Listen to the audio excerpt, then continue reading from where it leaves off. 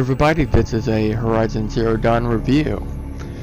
I'm going to just mostly expand on my views from first impression or correct them.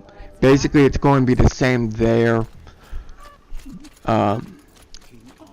It's just I've completed the game, done all the corruption zones. I just have the collectibles to do, mostly. But beyond that, I've done everything I've been able to find. And that's taken me a little over 81 hours. So I have a good idea of what the game can do. Modification system, let's go into that. It's great, but nothing special. It's just there. It's something you have to do and very useful. I'm mostly just going to do gameplay at the moment. The weapons, nice variety to meet your gameplay. I tend to find myself using the same ones over and over once I've really gotten into them. But like mostly, I'm not going to say anything negative. It's just Guerrilla Games has hit this game out of the ballpark really well. It's just there isn't much to gripe about. It's just you have a nice variety, all types. Like some of them you can only 4 weapons you can only get from quests, because they're either one's a unique weapon, while 3 are special variants. The sphere has 2 upgrade versions. One you get from a side quest, one from a main. And I'm not going to go into details there. But the weapons are all good, varied. But I don't entirely like the way they've done the bows for one reason. And this is one of my biggest gripes with the game. I just wish there was at least a skill where you got a set chance from like an enemy corpse to retrieve an arrow, at least one arrow from your body, depending on how many have hits. So that's something I would like, especially if they're like just your if they're just your hard points, normal, and precisions. If they just hit the bodies, you should have a chance to retrieve them at least. Beyond that, it's not bad. Combat, I will have an own section. I'm not going to get into that soon. Armor's nice, varied, to suit different play styles. The armor you're seeing me now is a quest reward, and you can only get it towards the very end of the game because of what it all requires. I'm not going to go into details.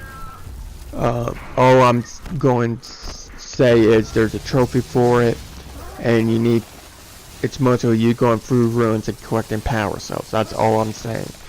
It's almost OP'd, but it makes up for it. It's pretty balanced, but you still have to play it smart, which I will get into with the actual combat. But the armors have nice varieties, and you can mod them too.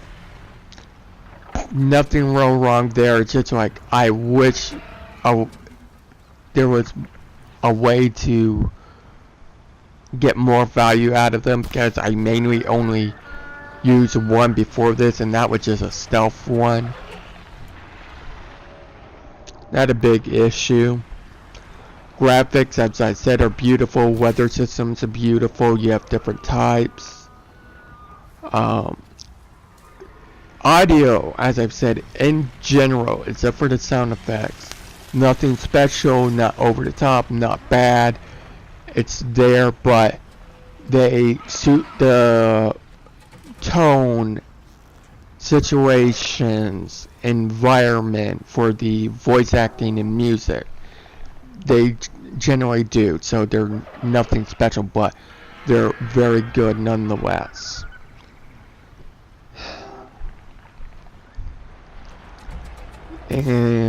But the sound effects are easily the best of them all, because you can hear the bow when you're firing an arrow. You hear the bow reacting like you would in real life. If you're just pulling back, trying to get a better shot, like if you're just holding it, trying to wait for that perfect shot, which you'd see me do, like right now. When you start pulling it back, you actually hear the bow strings reacting to it. And like as I've said, you hear the mechanical sounds of the machines too, of just their movements. And then like the ambient noise, like animals making noises around, and even the animals you can hunt, the noises they make, how they move around. It's all nicely done. Even the weather sounds nice. The sound effects are some of the best I've heard in a long time, where it's not overall, but the detail they put into it, how much attention they gave it, I feel. And beyond that, it's just like the audio is very good. Story, very good. In my opinion, it's kind of dark, which, to be honest, I fucking love. And it leaves room for sequels, which I want a sequel, and I want DLC for this. I would really love to see that. I want this IP to continue.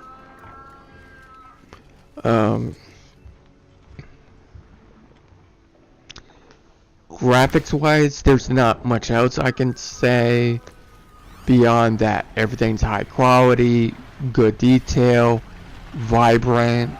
I just wish the nights, like how the nights can be, they were just a bit better done.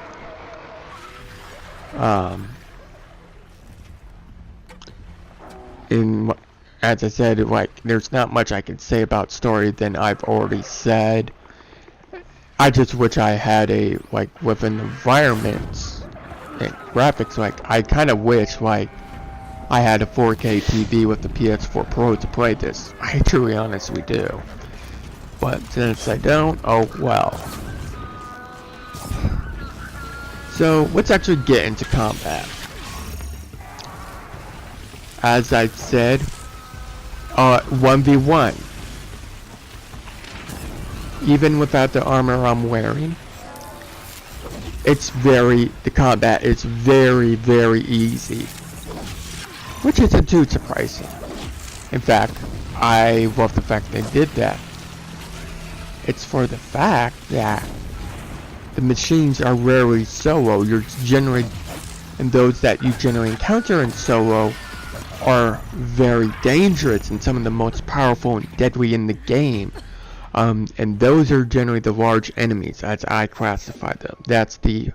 I'll give you their names and nothing else. Rockbreaker, Thunderjaw, Stormbird, Behemoth, and Deathbringer. They're all big and they can ruin your day solo. That's how dangerous they are. But where you, like, 3 watchers on alert and in combat are dangerous of them by themselves once they're operating like that. All the machines basically have a pack mentality. But when you start getting mixed groups, the threat level starts skyrocketing. So you have to pay attention to what's all around. The weaker ones, like watchers, they will, if you're paying attention to the big guy, they won't just rush at you. They go for flanks. So that's basically how they escalate the difficulty of it. And I've read threads where people admit the combat isn't difficult. It's easy to kill the enemies, but the way modes are in mixed groups, you can't just go running in. You have to think about what you're doing, how to do it, how to approach the engagements to win. It makes you think about that, and I absolutely love it. In the thread I did, a lot of people did it, and one guy had a lot of gripes, but he admits it's very fun and engaging. It's well done. And like I've already mentioned the bow problem. The only other weapon I have a gripe with is the war bow. I don't know which version that gives it to you, but you get a corruption arrow that temporarily takes over the enemy.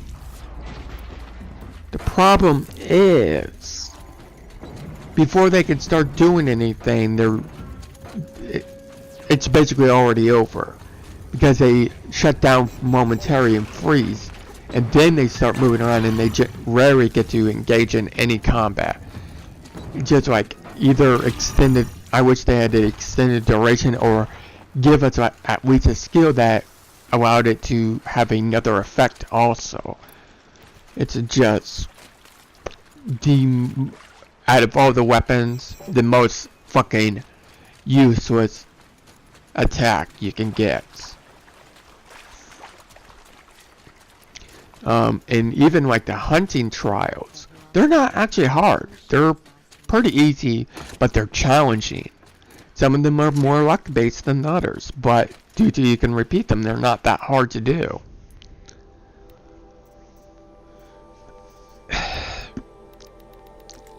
It's just combat, the way it's done, makes you think about how do you want to do. Like, by the time I've completed the game, I was carrying all 3 bullets with me at all times. Generally, I had the sling with me equipped also. And the next next 3 most used weapons were the Rattler, which is basically a shotgun, the Tripcaster, and Ropecaster. It depended on where am I engaging, what enemies are I engaging, what is my environment, which I forgot to mention. Like, the environment is also your friend and foe in combat. You have to pay attention to it. It's very nicely done. And one thing I want to talk about in the combat are the weapons that you can pick up that drop off of enemies. The one you can only get from humans is the fire starter. Basically a rapid fire rocket launcher or whatever, very inaccurate. Then you have a weapon that you can, I think it's called the Awesome Cannon. I've only been able to use it twice. It's not an actual drop. It's a something you pick up in the world, because as I said, I've only encountered them in quests, one main and one side. They're basically a grenade launcher that fires multiple grenades, but they don't store their own ammunition. They basically have an ammunition store right next to them. That's why you can't use them wherever. The next 2 I'm going to mention you get from knocking them off of machines, the Ravager and Thunderjaw, and that's going to be the Shock Cannon and Dix Launcher respectively. The Shock Cannon is basically just a machine gun. The Dix Launcher, you've seen gameplay of it before, where you knock it off of Thunderjaw, you just start lobbing explosive dicks at him and others. The last weapon, it's called the Deathbringer gun. You get them, they come off of, you can knock them off of a Deathbringer, or you can find them on humans. Me and my friend, one of my friends, had talked, and we both admit these weapons are OP that's fuck. They're very powerful, almost game breaking. Because like a single Dix launcher can kill a Thunderjaw or a Stormbird at full health with its limited mag. That's the thing. They do more damage. Like one of the bosses towards the end, I'm not going to say anything. My normal arrows weren't doing any real damage. I got a Deathbringer gun. I started eating his health like crazy. But that's the thing. These weapons have a finite ammo that you can't replenish. Except for the Osram one. And that's to offset it, but it's inaccurate. It robs them. But at the same time, all of these share another feature. They weigh you down as living fuck. Even once you get the perk that allows you faster movement, you're slow as fuck. You can't jump. You can't climb. You can't fucking crouch. You're basically a massive target. And you can't even aim as fast as with your normal weapons. So they are offset in that way. And they're well done. So like, if Ravagers and even the shock cannon can kill a Thunderjaw at full health before it runs out of ammo. That's how good these weapons are. And how, because since you can only get them from drops and stuff, knocking them off of enemies, it's a reward. But not all enemies have these. Those are the only ones I've encountered. The arm, it just, there's not much else I can say beyond that. So I'm just going to stop it here and everything. But I will say again, this game, just the standard edition, is easily worth $80 in my opinion. New IP, well, it's good. I feel Guerrilla Games has delivered on most of the hype. I wish I had gotten the collector's edition. It's definitely a game at least worth trying. Well, beyond that, I hope you enjoyed this review, and I will talk to you all later.